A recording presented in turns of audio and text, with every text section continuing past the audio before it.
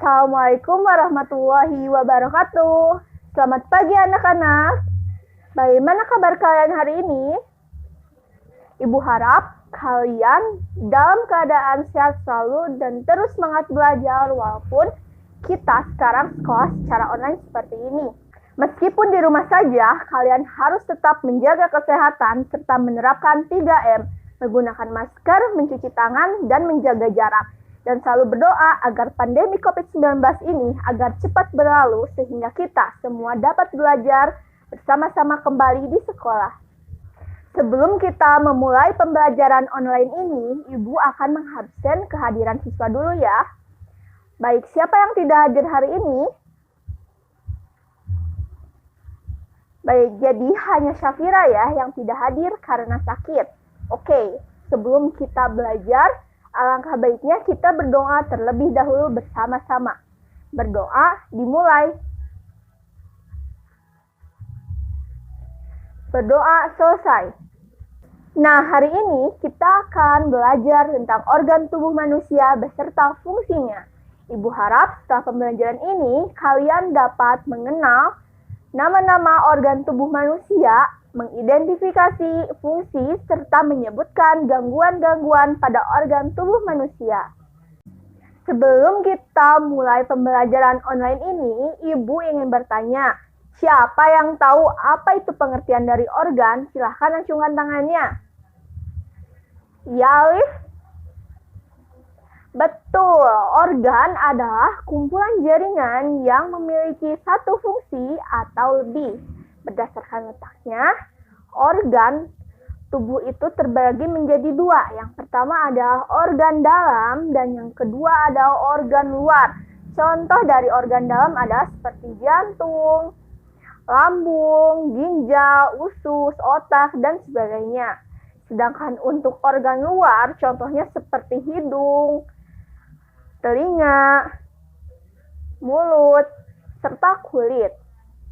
Seperti yang Ibu tadi jelaskan, kalian bisa lihat di sini, organ tubuh manusia terdiri dari yang pertama otak, yang kedua yaitu mata, yang ketiga ada gigi, dan yang keempat ada mulut, yang kelima yaitu jantung, yang ketujuh adalah paru-paru, yang kedelapan adalah ginjal, dan yang kesembilan ada hati, dan yang ke-10 ada usus, dan yang terakhir ada usus.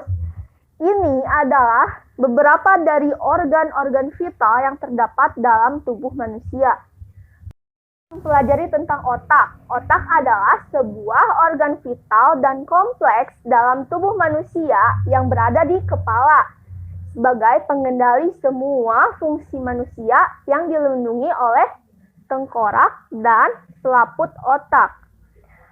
Otak manusia adalah otak terbesar yang beratnya hampir 3 pons atau 1,4 kg. Otak juga membentuk sekitar 100 miliar sel syaraf neutron, berisi jutaan serabut syaraf, akson, dan dendrit.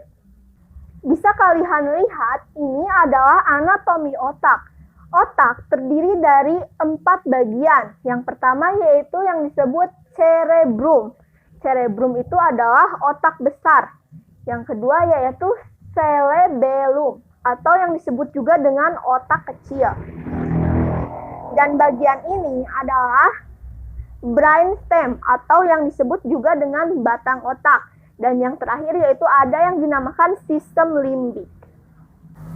Sekarang adalah fungsi dari cerebrum atau otak besar, yaitu membuat manusia melakukan logika, memiliki kemampuan berpikir, memiliki bahasa, dan memiliki kesadaran. Sedangkan cerebellum atau otak kecil berfungsi untuk mengatur sikap atau posisi tubuh, mengontrol keseimbangan dan koordinasi otot serta gerakan tubuh. Sedangkan fungsi dari brainstem atau batang otak yaitu mengatur fungsi dasar manusia, termasuk seperti pernapasan, denyut jantung, mengatur suhu tubuh, mengatur proses pencernaan, dan merupakan sumber insting dasar manusia saat datangnya bahaya. Baik, sekarang kita akan membahas tentang gangguan-gangguan yang terdapat pada otak. Gangguan yang pertama adalah atasia, yaitu penyakit yang menyerang bagian otak kecil atau cerebellum yang dapat menyebabkan gangguan pada syaraf motorik. Gangguan yang kedua yaitu ada yang disebut dengan Alzheimer. Alzheimer adalah penyakit yang menyerang sel syaraf otak yang membuat sel syaraf otak mengalami kematian. Yaitu yang terakhir ada yang disebut dengan skizofrenia.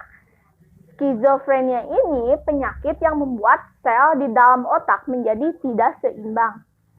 Organ dalam tubuh manusia selanjutnya yaitu jantung. Jantung adalah organ tubuh manusia yang terdiri dari kumpulan otot-otot yang berfungsi memompa darah ke seluruh tubuh. Darah menyuplai oksigen dan nutrisi kepada tubuh, juga membantu menghilangkan sisa-sisa metabolisme. Jika jantung dan pembuluhnya bermasalah, tentu akan menyebabkan berbagai penyakit jantung dan menimbulkan gejala. Parahnya, jika jantung ini kehilangan fungsinya, kematian bisa terjadi pada manusia, mamalia, dan burung. Jantung dibagi menjadi 4 ruas, yaitu atrium atas kanan dan kiri, dan ventricle bawah kanan dan kiri. Coba kalian perhatikan anatomi jantung di sini. Bisa kalian perhatikan jantung terdiri dari beberapa bagian. Yang pertama ada yang disebut dengan aorta. Yang kedua yaitu pembuluh darah balik kava atas. Ya, yang selanjutnya yaitu katup pulmoner. Selanjutnya ada juga yang disebut dengan katup tricuspid.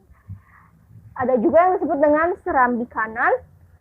Ada juga yang disebut dengan pembuluh darah kava bawah. Ada bilik kanan. Ada otot papiler. Ada arteri koroner. Ada bilik kiri.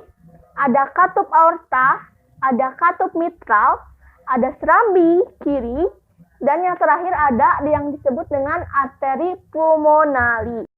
Seperti yang kita tahu, fungsi utama dari jantung adalah untuk memompa darah ke seluruh tubuh, yang dimana darah tersebut mengandung oksigen atau menyuplai oksigen dan nutrisi pada tubuh, dan juga membantu menghilangkan sisa-sisa metabolisme. Sekarang kita akan membahas gangguan-gangguan yang terdapat pada jantung. Yang pertama ada yang disebut dengan aritmia. Aritmia ini adalah kelainan pada jantung yang ditandai dengan detak atau ritme yang tidak normal atau tidak seimbang. Yang kedua yaitu ada yang disebut dengan gangguan arteri koroner, yaitu penyakit ini terjadi akibat adanya penumpukan plak yang membuat aliran darah di arteri koroner. Yang ketiga yaitu ada yang disebut dengan gagal jantung. Nah, gagal jantung ini terjadi pada jantung saat jantung tidak dapat memompa darah ke seluruh tubuh secara efektif. Organ dalam tubuh manusia selanjutnya yaitu paru-paru. Paru-paru merupakan organ respirasi atau pernafasan yang berhubungan dengan sistem pernafasan dan sirkulasi atau peredaran darah dalam tubuh vertebrata yang bernafas dengan udara. Bisa kalian lihat anatomi paru-paru di sini. Paru-paru terdiri dari paru-paru kanan dan paru-paru kiri. Di paru-paru kanan ada yang disebut dengan lobus paru-paru. Ada juga yang disebut dengan bronchiolus dan bronchus. Sedangkan di paru-paru kiri ada yang disebut dengan lobus paru-paru. Yang terdiri dari lobus paru-paru ini terdiri dari arteri pulmonalis, bronchiolus, otot polos, kapiler, alveolus, dan vena pulmonalis. Fungsi paru-paru adalah menukar oksigen dari udara dengan karbon dioksida dari darah. Prosesnya disebut dengan pernafasan eksternal atau bernafas. Jika paru-paru ini terganggu, fungsinya kesehatan tubuh manusia bisa terpengaruh secara keseluruhan. Selanjutnya yaitu gangguan pada paru-paru. Yang pertama ada pneumonia, yaitu infeksi yang menyebabkan kantung-kantung udara di dalam paru-paru meradang dan membengkak. Yang kedua ada yang disebut dengan tuberkulosis atau TBC, yaitu penyakit paru-paru yang disebabkan oleh infeksi bakteri yang dinamakan Microbacillus tuberculosis. Dan yang ketiga yaitu gangguan pada paru-paru bronkitis, yaitu penyakit peradangan yang terjadi pada bronkus. Bronkus itu yaitu percabangan saluran udara yang menuju ke paru-paru. Nah, barusan Ibu telah menjelaskan 3 organ dalam tubuh manusia yang mempunyai peran penting dalam tubuh.